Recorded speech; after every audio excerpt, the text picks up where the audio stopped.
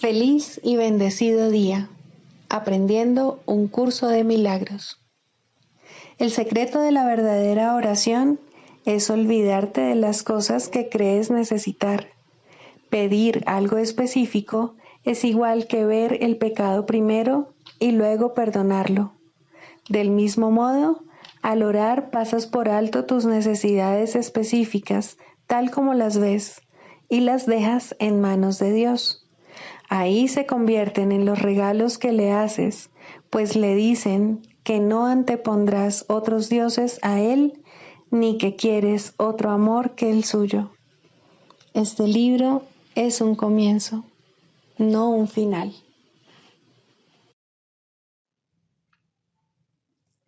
Del prefacio, que postula, párrafo 2. El mundo de la percepción, por otra parte, es el mundo del tiempo, de los cambios, de los comienzos y de los finales. Se basa en interpretaciones, no en hechos. Es un mundo de nacimientos y muertes, basado en nuestra creencia en la escasez, en la pérdida, en la separación y en la muerte. Es un mundo que aprendemos en vez de algo que se nos da. Es selectivo en cuanto al énfasis perceptual, inestable en su modo de operar e inexacto en sus interpretaciones. Introducción. Este es un curso de milagros. Es un curso obligatorio. Solo el momento en que decides tomarlo es voluntario. Tener libre albedrío no quiere decir que tú mismo puedas establecer el plan de estudios. Significa únicamente que puedes elegir lo que quieres aprender en cualquier momento dado. Este curso no pretende enseñar el significado del amor, pues eso está más allá de lo que se puede enseñar. Pretende, no obstante, despejar los obstáculos que impiden experimentar la presencia del amor, el cual es tu herencia natural. Lo opuesto al amor es el miedo, pero aquello que todo lo abarca no puede tener opuestos. Este curso puede, por lo tanto, resumirse muy simplemente de la siguiente manera. Nada real puede ser amenazado. Nada irreal existe. En esto radica la paz de Dios. Capítulo 1. El significado de los milagros. Primero, principios de los milagros. Principio 34. Los milagros le devuelven a la mente su llenura. Al expiar su sensación de carencia, establecen perfecta protección. La fortaleza del espíritu no da cabida a intromisiones. Capítulo 5. Curación y plenitud. Segundo, la voz que habla por Dios. Curar no es crear, es reparar. El Espíritu Santo fomenta la curación, mirando más allá de ella hacia lo que los hijos de Dios eran antes de que la curación fuese necesaria y hacia lo que serán una vez que hayan sanado. Esta alteración de la secuencia temporal debería resultarle familiar, ya que es muy similar al cambio que el milagro produce en la percepción que se tiene del tiempo. El Espíritu Santo es la motivación para alcanzar la mentalidad milagrosa, la decisión de subsanar la separación renunciando a ella. Tu voluntad se encuentra todavía en ti porque Dios la ubicó en tu mente, y aunque puedes mantenerla dormida, no puedes destruirla. Dios mismo mantiene tu voluntad viva al transmitirla desde su mente a la tuya mientras perdure el tiempo. El milagro mismo es un reflejo de esta unión de voluntades entre Padre e Hijo. El Espíritu Santo es el espíritu del júbilo. Es la llamada a retornar con la que Dios bendijo las mentes de sus hijos separados. Esa es la vocación de la mente. Antes de la separación, la mente no tenía ninguna vocación, ya que antes de eso simplemente era, y no habría podido entender la llamada al recto pensar.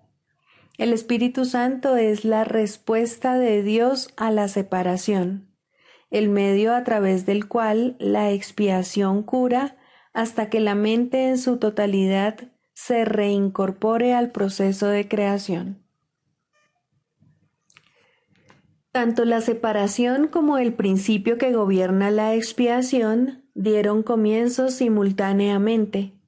Cuando el ego fue engendrado, Dios puso en la mente la llamada al júbilo. Esta llamada es tan poderosa que el ego siempre se desvanece ante su sonido. Por eso es por lo que tienes que elegir escuchar una de las dos voces que hay dentro de ti. Una la inventaste tú y no forma parte de Dios. La otra te la dio Dios, quien solo te pide que la escuches. El Espíritu Santo se encuentra en ti en un sentido muy literal. Suya es la voz que te llama a retornar a donde estabas antes y a donde estarás de nuevo. Aún en este mundo es posible oír solo esa voz y ninguna otra. Ello requiere esfuerzo, así como un gran deseo de aprender. Esa es la última lección que yo aprendí, y los hijos de Dios gozan de la misma igualdad como alumnos que como hijos. Tú eres el reino de los cielos, pero permitiste que la creencia en la oscuridad se infiltrase en tu mente, por lo que ahora necesitas una nueva luz.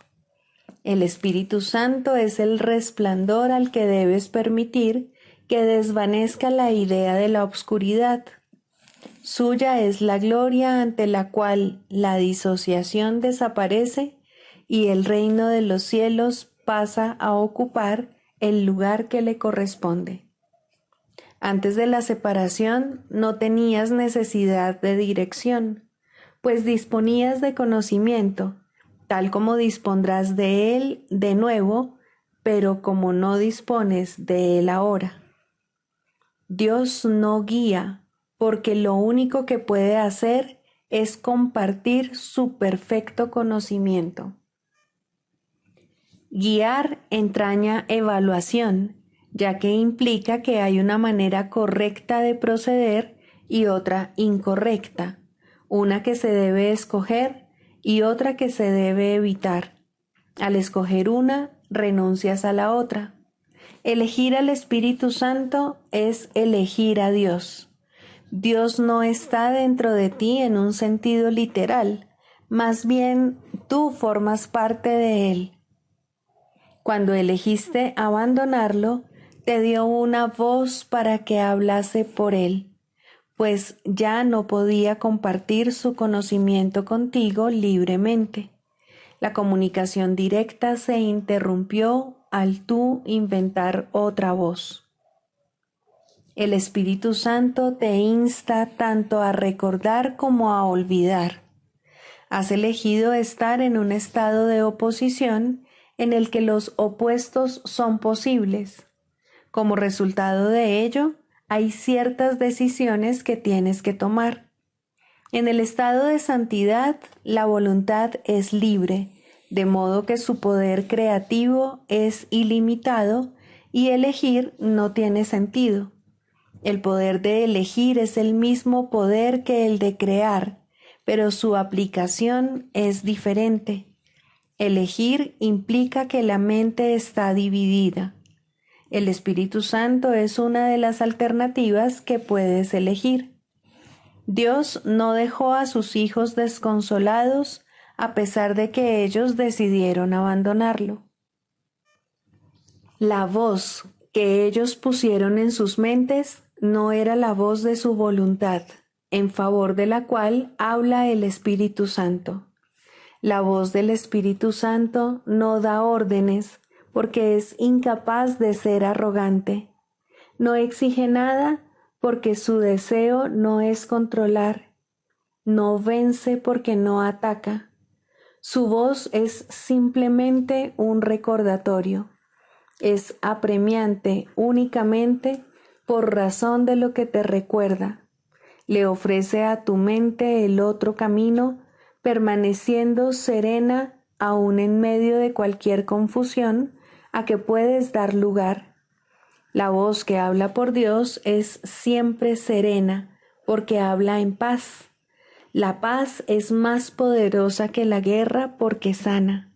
La guerra es división, no expansión. Nadie gana en la batalla.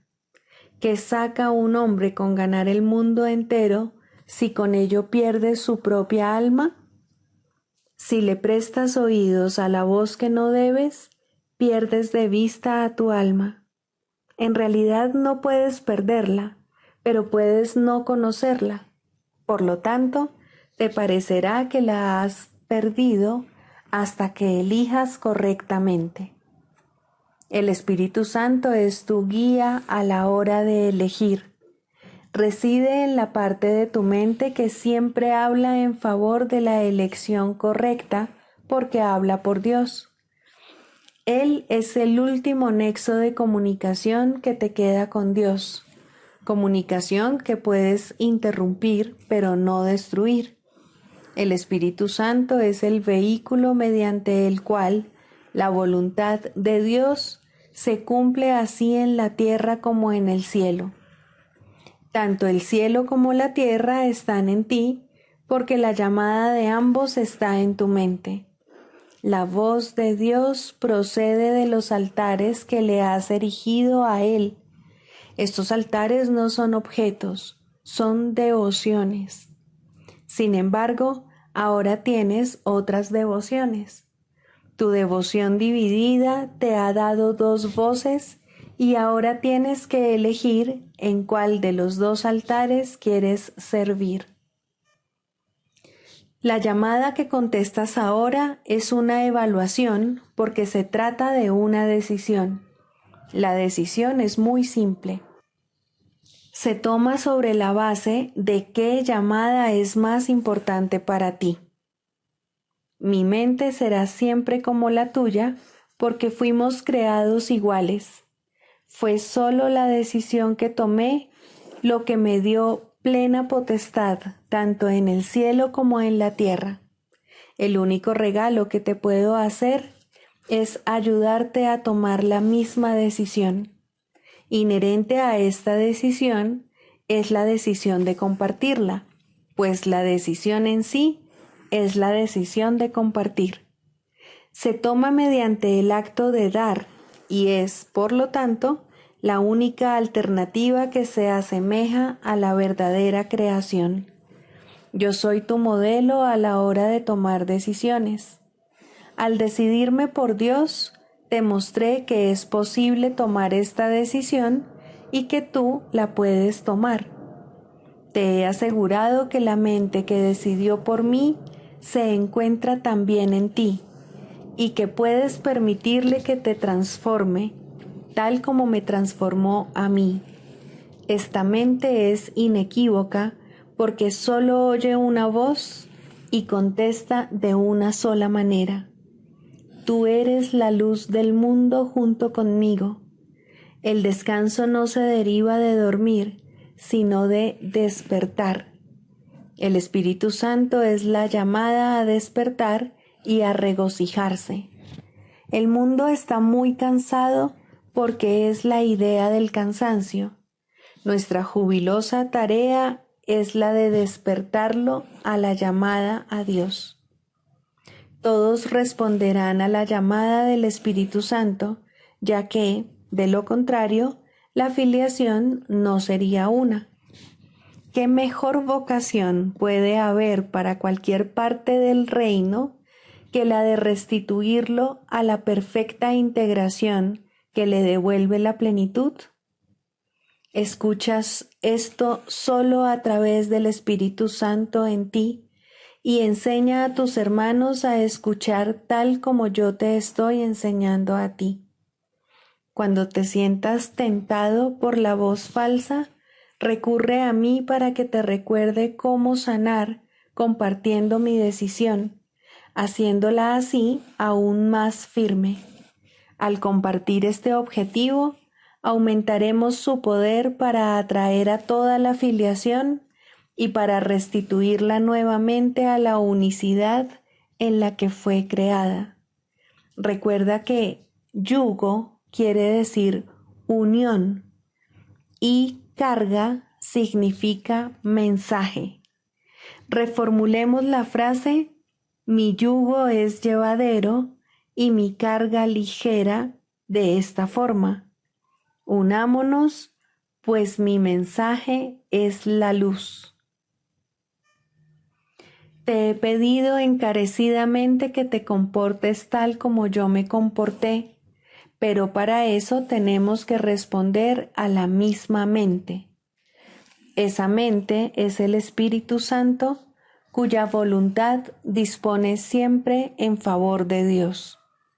El Espíritu Santo te enseña cómo tenerme a mí de modelo para tu pensamiento y, consecuentemente, a comportarte como yo.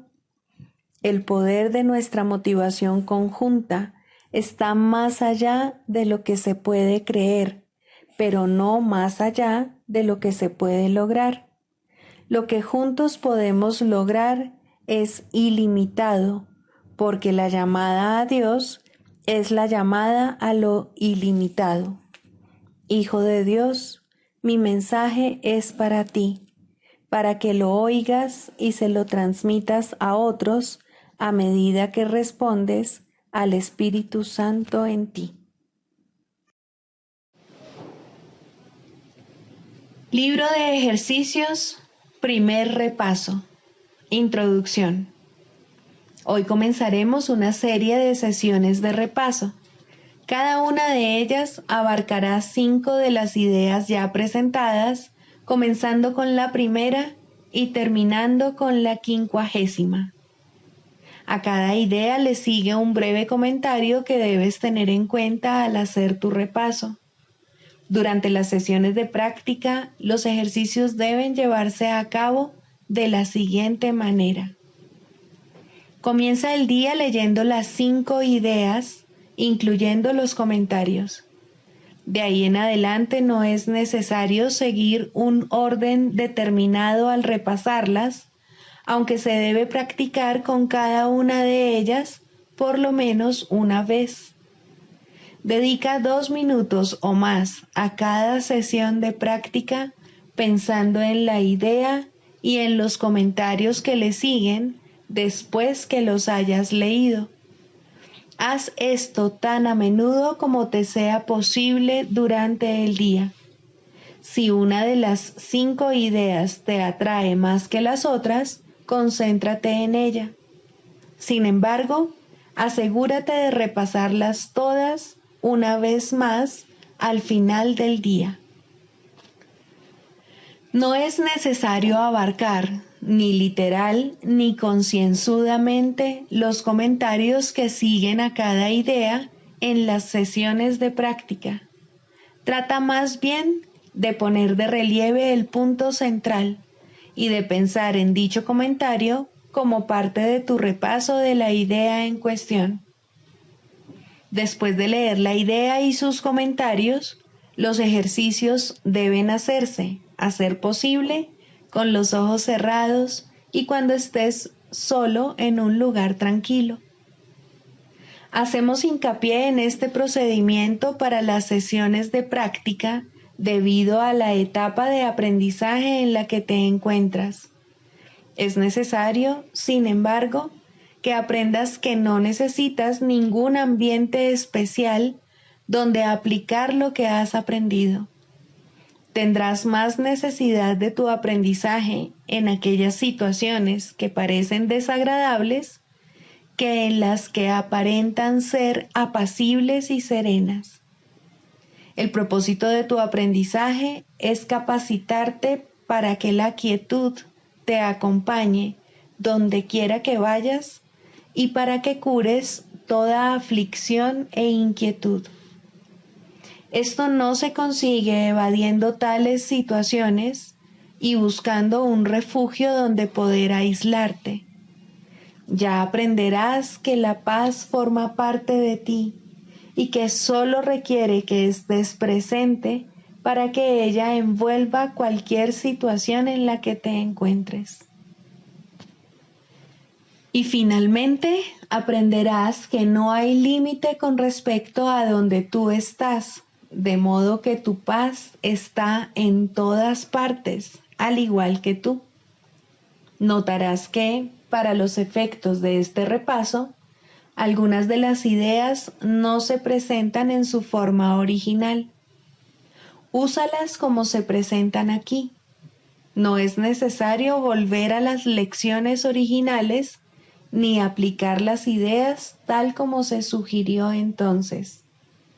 En lo que ahora estamos haciendo hincapié es en la relación que existe entre las primeras 50 ideas que hemos presentado hasta el momento y en la cohesión del sistema de pensamiento hacia el cual te están conduciendo.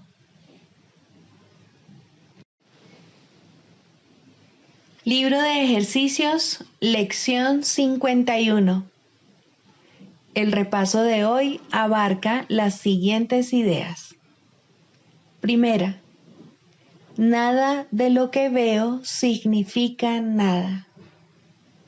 La razón de que esto sea así es que veo lo que no es nada y lo que no es nada no tiene significado. Es necesario que reconozca esto para poder aprender a ver. Lo que ahora creo ver ocupa el lugar de la visión. Tengo que desprenderme de ello dándome cuenta de que no significa nada, para que de este modo la visión pueda ocupar el lugar que le corresponde. Segunda, le he dado a todo lo que veo todo el significado que tiene para mí.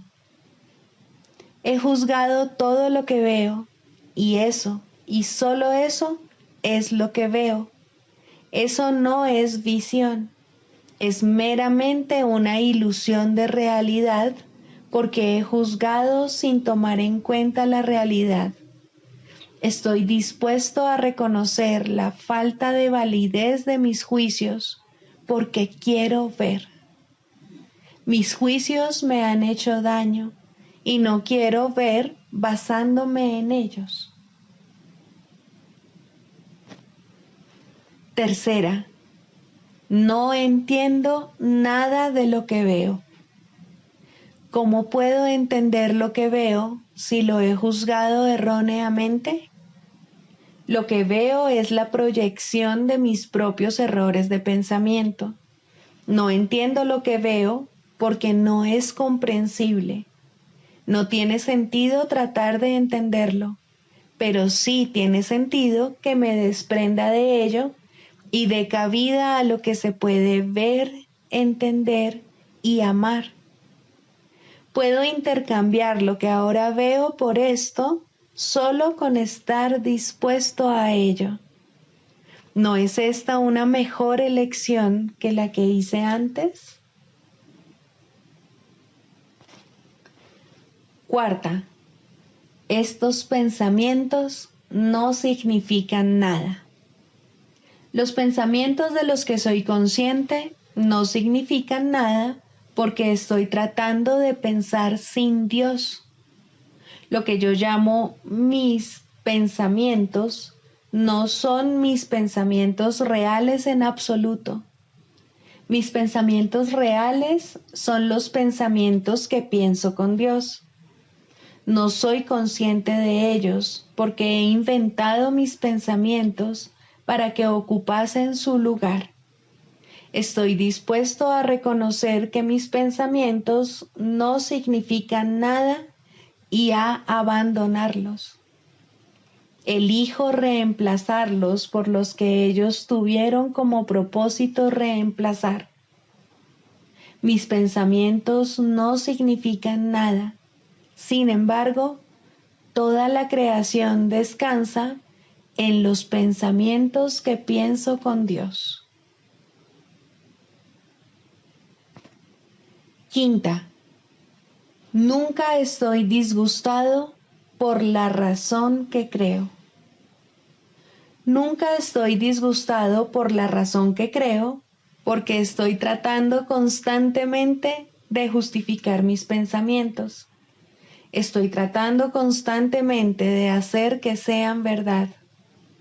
Hago de todas las cosas mi enemigo, de modo que mi ira esté justificada y mis ataques sean merecidos.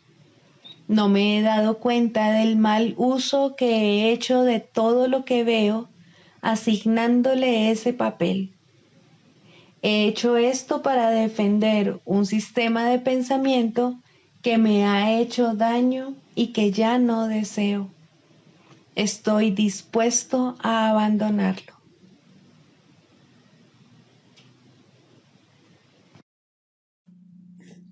Características de los maestros de Dios. 10. Mentalidad abierta. El papel central que ocupa la mentalidad abierta, quizá el último de los atributos que el maestro de Dios adquiere, puede entenderse fácilmente cuando se reconoce la relación que guarda con el perdón. La mentalidad abierta procede de una ausencia de juicios. De la misma manera en que los juicios cierran la mente, impidiéndole la entrada al Maestro de Dios, de igual modo la mentalidad abierta lo invita a entrar. De la misma manera en que la condenación juzga al Hijo de Dios como malvado, de igual modo la mentalidad abierta permite que sea juzgado por la voz de Dios en su nombre. De la misma manera en que la proyección de la culpabilidad sobre él lo enviaría al infierno, de igual modo la mentalidad abierta permite que la imagen de Cristo le sea extendida. Solo aquellos que tienen una mentalidad abierta pueden estar en paz, pues son los únicos que ven razones para ello. ¿Cómo perdonan los que tienen una mentalidad abierta? Han renunciado a todas las cosas que les impediría perdonar. Han abandonado realmente al mundo y han permitido que éste les sea restaurado con tal frescura y en júbilo tan glorioso que jamás hubiesen podido concebir un cambio así. Nada es ahora como era antes. Todo lo que antes parecía opaco y sin vida, ahora no hace sino refulgir. Lo que es más, todas las cosas les dan la bienvenida, ya que ha desaparecido toda sensación de amenaza. Ya no quedan tinieblas que oculten la faz de Cristo. Ya se ha logrado el objetivo. El perdón es la meta final del programa de estudios, pues allana el camino para lo que se encuentra más allá de todo aprendizaje. El programa de estudios no hace ningún esfuerzo por excederse de su verdadero objetivo. El perdón es su único objetivo, en el cual converge en última instancia todo aprendizaje. Ciertamente eso es suficiente. Habrás notado que la lista de atributos de los maestros de Dios no incluye las características que constituyen la herencia del Hijo de Dios.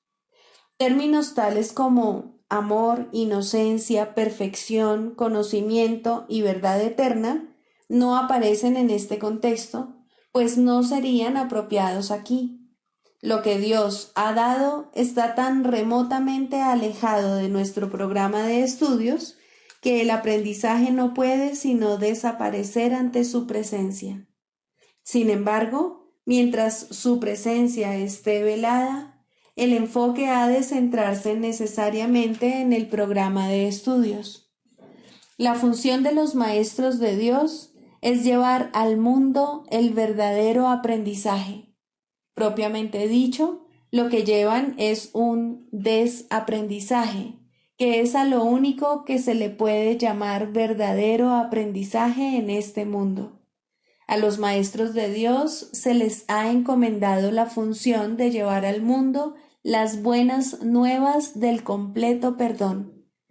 Bienaventurados son en verdad, pues son los portadores de la salvación.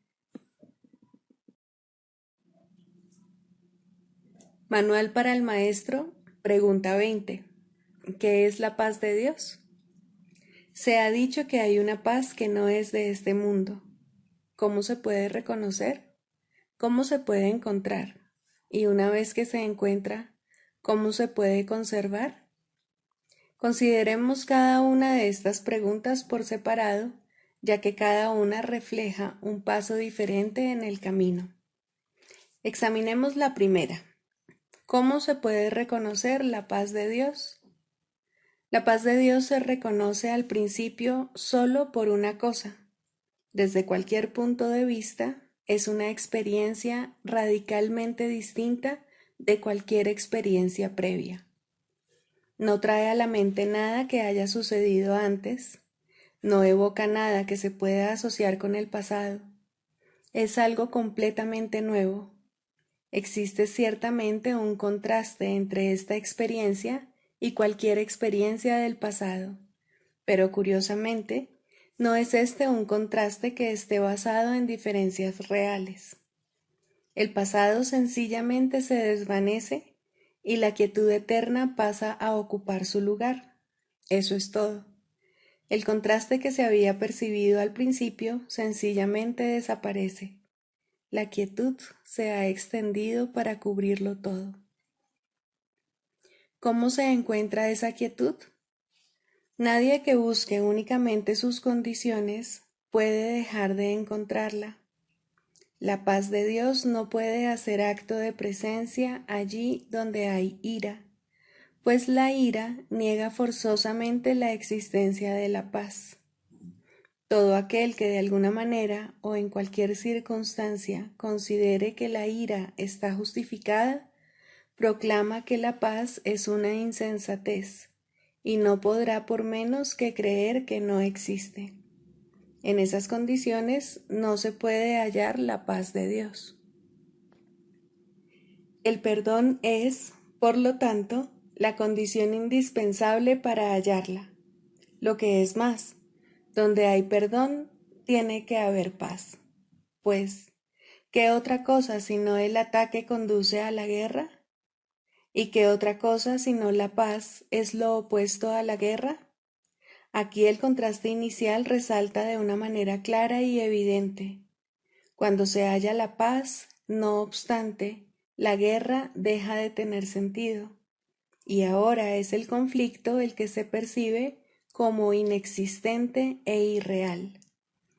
¿Cómo se conserva la paz de Dios una vez que se ha encontrado?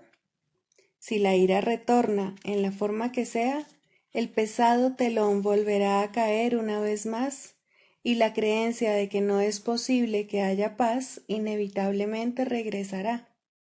La guerra se volverá a aceptar una vez más como la única realidad, y ahora tendrás que deponer tu espada nuevamente, aunque no te hayas dado cuenta de que la habías vuelto a blandir.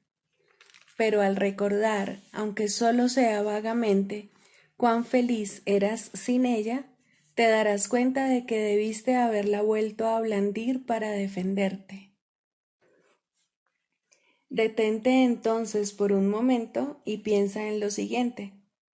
¿Prefieres el conflicto o sería la paz de Dios una opción mejor? ¿Cuál te aporta más? Una mente tranquila no es un regalo baladí.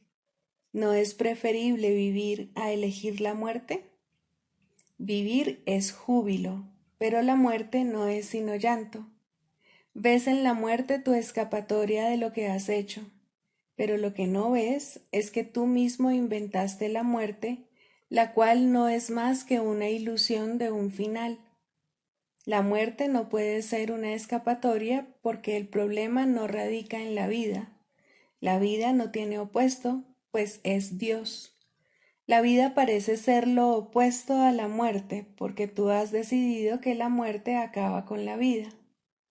Perdona al mundo y comprenderás que nada que Dios creó puede tener fin y que nada que Él no haya creado es real.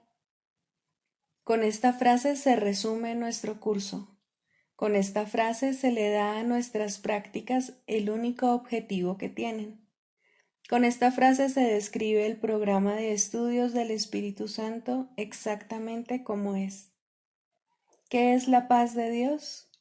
La paz de Dios no es más que esto, el simple entendimiento de que su voluntad no tiene ningún opuesto. Ningún pensamiento que contradiga su voluntad puede ser verdadero. El contraste entre su voluntad y la tuya tan solo daba la impresión de ser real. En realidad no había conflicto, pues su voluntad es la tuya. Ahora la poderosa voluntad de Dios mismo es su regalo para ti. Él no desea quedarse con ella solo para sí. ¿Por qué querrías mantener tus insignificantes y frágiles alucinaciones ocultas de Él? La voluntad de Dios es una y es lo único que existe. Ese es tu patrimonio. Todo el universo que se encuentra más allá del sol y las estrellas, así como de todos los pensamientos que puedas concebir, te pertenece. La paz de Dios es la condición para que se haga su voluntad. Alcanza su paz y le recordarás.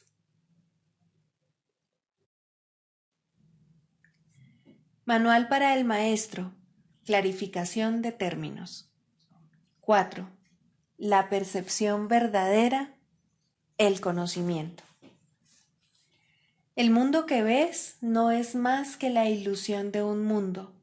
Dios no lo creó, pues lo que Él crea tiene que ser tan eterno como Él. En el mundo que ves, no obstante, no hay nada que haya de perdurar para siempre. Algunas cosas durarán en el tiempo algo más que otras, pero llegará el momento en el que a todo lo visible le llegue su fin. Los ojos del cuerpo no son, por lo tanto, el medio a través del cual se puede ver el mundo real, pues las ilusiones que contemplan solo pueden conducir a más ilusiones de la realidad. Y eso es lo que hacen, pues todo lo que los ojos del cuerpo ven no solo no ha de durar, sino que además se presta a que se tengan pensamientos de pecado y culpabilidad. Todo lo que Dios creó, por otra parte, está por siempre libre de pecado y por ende, por siempre libre de culpabilidad. El conocimiento no es el remedio para la percepción falsa, puesto que al proceder de distintos niveles jamás pueden encontrarse. La única corrección posible para la percepción falsa es la percepción verdadera. Esta no perdurará, pero mientras dure, su propósito será sanar. La percepción verdadera es un remedio que se conoce por muchos nombres. El perdón, la salvación, la expiación y la percepción verdadera son todos una misma cosa. Son el comienzo de un proceso cuyo fin es conducir a la unicidad que los trasciende a todos. La percepción verdadera es el medio por el que se salva al mundo de las garras del pecado, pues el pecado no existe. Y esto es lo que la percepción verdadera ve. El mundo se yergue como un sólido muro ante la faz de Cristo, pero la percepción verdadera lo ve solo como un frágil velo, tan fácil de descorrer que no podría durar más de un instante. Por fin se ve el mundo tal como es, y ahora no puede sino desaparecer, pues en su lugar ha quedado un espacio vacío que ha sido despejado y preparado. Donde antes se percibía destrucción, aparece ahora la faz de Cristo, y en ese instante el mundo queda olvidado, y el tiempo acaba para siempre al disolverse el mundo en la nada de donde provino. Un mundo perdonado no puede durar mucho.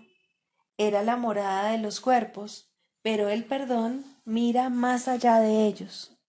En eso radica su santidad. Así es como sana. El mundo de los cuerpos es el mundo del pecado, pues sólo si el cuerpo existiese sería posible el pecado. El pecado acarrea culpabilidad tan irremediablemente como el perdón acaba con ella. Y una vez que ha desaparecido todo rastro de culpabilidad, ¿qué queda que pueda seguir manteniendo al mundo separado y fijo en su lugar? Pues la idea de lugar habrá desaparecido también junto con el tiempo. El cuerpo es lo único que hace que el mundo parezca real, pues, al ser algo separado, no puede permanecer donde la separación es imposible. El perdón prueba que es imposible porque no lo ve, y lo que entonces pasas por alto deja de ser comprensible para ti, tal como una vez estabas seguro de su presencia. Este es el cambio que brinda la percepción verdadera. Lo que antes se había proyectado afuera, ahora se ve adentro, y ahí el perdón deja que desaparezca. Ahí se establece el altar al Hijo, y ahí se recuerda a su Padre. Ahí se llevan todas las ilusiones ante la verdad y se depositan ante el altar. Lo que se ve como que está afuera no puede sino estar más allá del alcance del perdón, pues parece ser por siempre pecaminoso.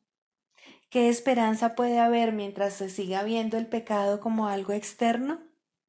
¿Qué remedio puede haber para la culpabilidad?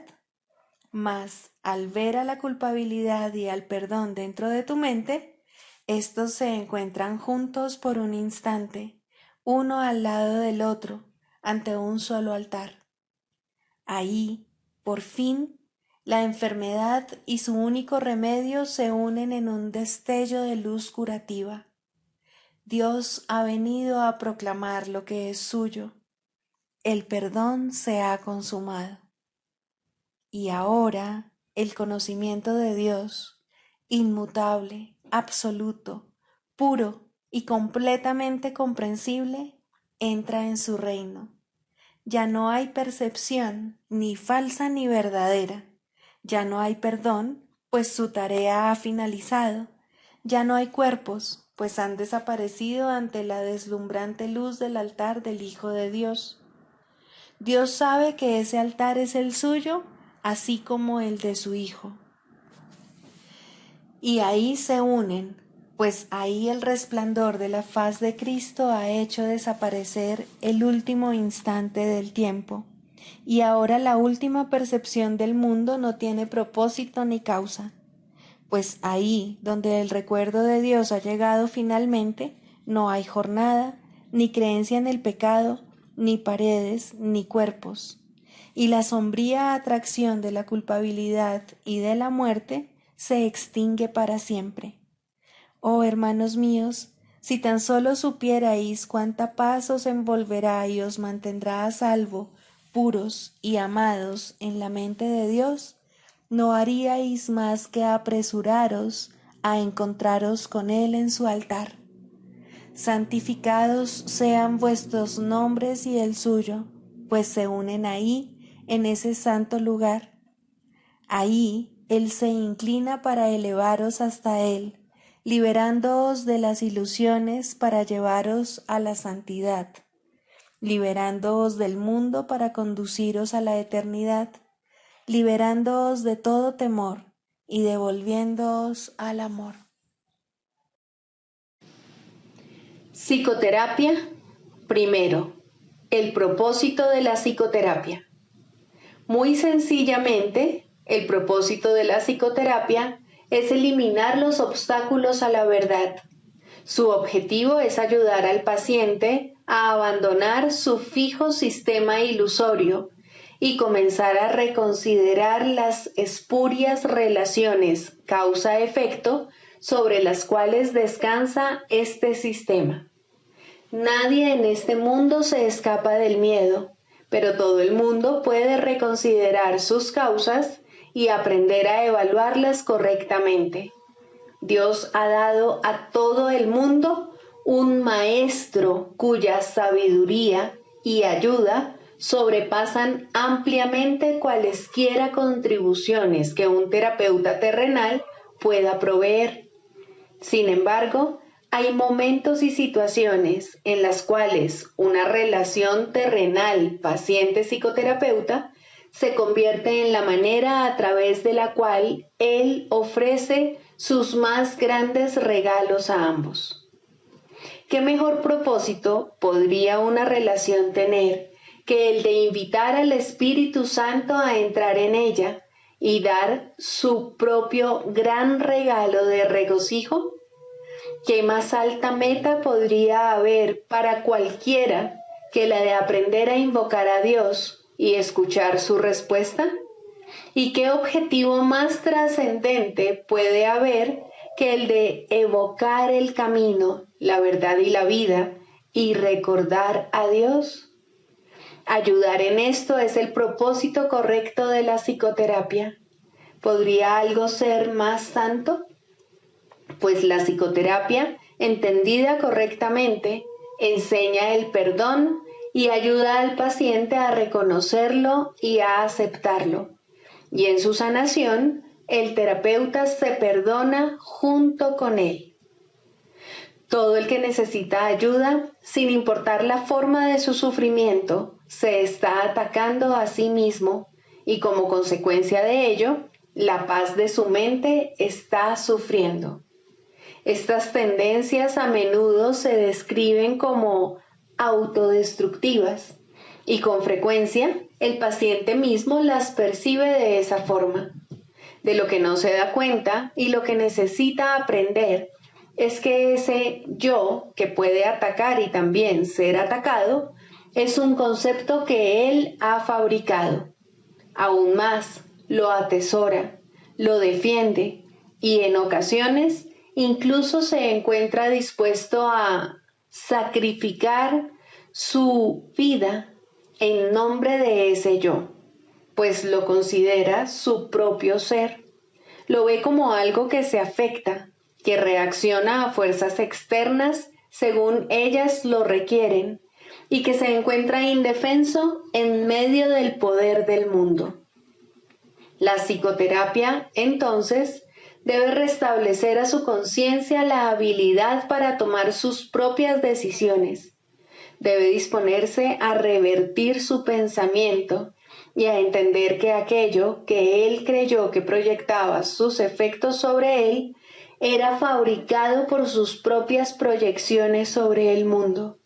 Por tanto, el mundo que ve no existe.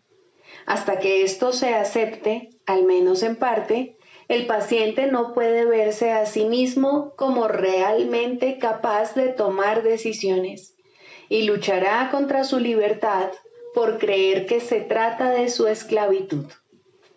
El paciente no necesita pensar que la verdad es Dios para tener progresos en la salvación, pero debe comenzar a separar la verdad de la ilusión al reconocer que no son lo mismo y al estar paulatinamente más dispuesto a ver las ilusiones como falsas y a aceptar la verdad como tal. Su maestro lo conducirá desde ahí, tan lejos como se encuentre dispuesto a llegar. La psicoterapia solo puede ahorrarle tiempo. El Espíritu Santo usa el tiempo como lo considera mejor, y él nunca se equivoca. La psicoterapia, bajo su dirección, es uno de los medios que usa para ahorrar tiempo y para preparar maestros adicionales para su obra. La ayuda que él comienza y dirige no tiene fin. Cualquiera que sea la ruta que él elija, toda psicoterapia finalmente conduce a Dios. Pero eso se le deja a él. Todos somos sus psicoterapeutas, pues quiere que todos seamos sanados en Él. El canto de la oración. Segundo, la escalera de la oración. La oración no tiene principio ni fin, es parte de la vida, pero sí cambia de forma y crece a medida que uno va aprendiendo hasta que alcanza su estado amorfo y se funde en una comunicación total con Dios. En su aspecto peticionario, no necesita apelar a Dios, que de hecho rara vez se hace, y ni siquiera entraña creencia alguna en Él. En estos niveles, la oración es un simple desear que surge de un sentido de carencia y escasez. Estas formas de oración o de pedir desde la necesidad siempre entrañan un sentimiento de debilidad e insuficiencia. Nadie, pues, que esté seguro de su identidad, podría orar de esta manera. Pero no es menos cierto que nadie que no tenga certeza sobre su identidad puede evitar hacerlo. La oración es tan continua como la vida. Todo el mundo ora sin cesar. Pide y ya has recibido, pues has determinado qué es lo que quieres. Es posible, asimismo, alcanzar una forma más elevada de pedir desde la necesidad, puesto que en este mundo la oración es reparadora y, por lo tanto, entraña niveles de aprendizaje. En este caso, la petición puede ser dirigida a Dios con verdadera fe, pero aún sin comprensión. Por lo general, se ha alcanzado un vago y con frecuencia inestable sentido de identificación con Él, pero tiende a estar desenfocado por un sentimiento de pecado profundamente arraigado. En este nivel es posible que se sigan pidiendo cosas mundanas en variedad de formas, como también es posible pedir dones tales como la bondad o la honestidad y, en particular, perdón para las muchas fuentes de culpa que inevitablemente yacen bajo cualquier oración procedente de la necesidad. Sin culpa no hay escasez. Quien está libre de pecado no tiene necesidades. En este nivel surge también esa curiosa contradicción de términos conocida como orar por nuestros enemigos. La contradicción no se encuentra en las palabras mismas, sino más bien en la manera en que usualmente se interpretan. Mientras creas tener enemigos, habrás limitado tu oración a las leyes del mundo y habrás limitado también tu capacidad para recibir y para aceptar a esos mismos estrechos márgenes.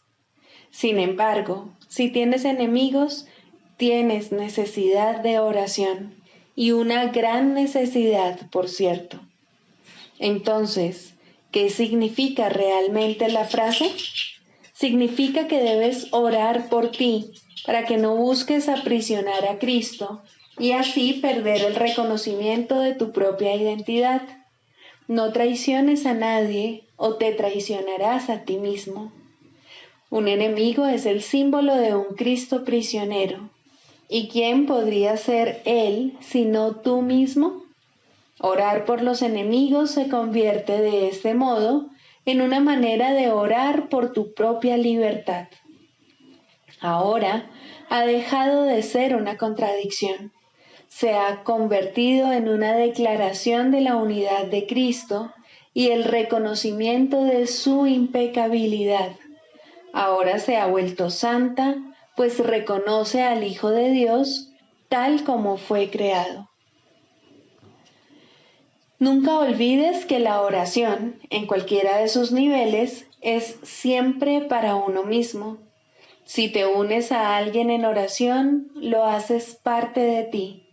El enemigo eres tú, al igual que eres el Cristo.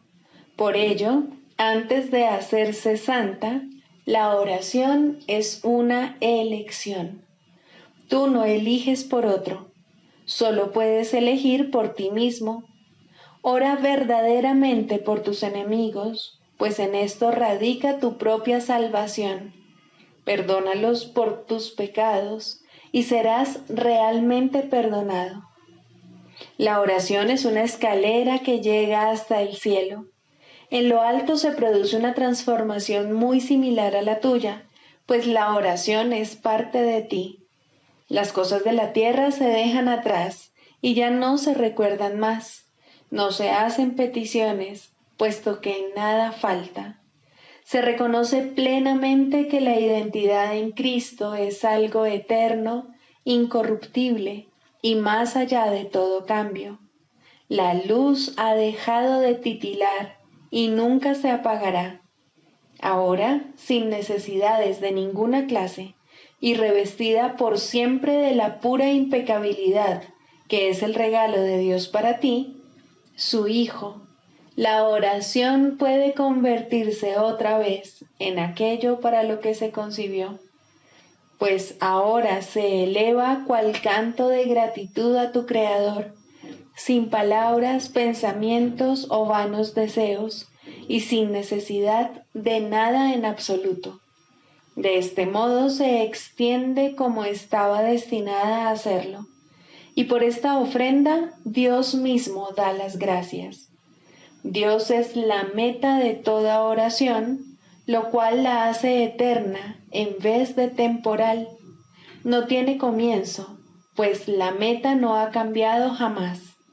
La oración, en las formas que adopta inicialmente, es una ilusión, ya que no se necesita escalera alguna para llegar hasta aquello de lo que uno nunca se alejó.